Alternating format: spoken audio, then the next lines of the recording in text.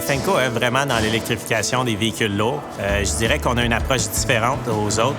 Notre maîtrise des données est unique. Puis on a produit un système qui électrifie toute la portion vocationnelle des équipements qui sont montés à bord. Un véhicule lourd, les gens ne le voient pas tout à fait, mais c'est l'équivalent de 30 véhicules sur la route. Fait que nous, on a identifié dès le début que c'était vraiment un créneau à attaquer. Puis les impacts là-dessus sont extraordinaires. Ils sont vraiment grands aux émissions de CO2 puis à l'impact qu'on peut avoir sur la réduction de la pollution. Au cours des dernières années, on a vraiment vu une évolution.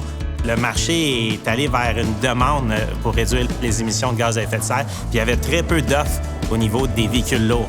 Fait que nous, ça a été une transition extraordinaire, puis on a vraiment eu une croissance de nos ventes à ce niveau-là, vraiment uniquement dédié sur la réduction des gaz à effet de serre. C'est l'élément numéro 1 de nos ventes en ce moment. EDC a été indispensable pour nous, essentiel, parce que quand EDC rentre dans une entreprise, c'est vraiment quand ils sont à un stade trop risqué pour les banques traditionnelles. Fait que EDC nous a permis de garantir des lignes de crédit, des marges de crédit qui nous permettent d'acheter le matériel avant de livrer à nos clients. Sans EDC, nous, on n'aurait jamais pu avoir accès à ce type de financement. FNCO, on est basé à Montréal, mais vraiment, je dirais que nos clients sont au niveau mondial.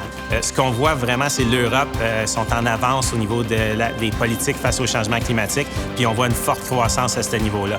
Mais il n'y a pas de doute que le restant de la planète va suivre le pas, ce qui va ouvrir des marchés pour nous de façon incroyable.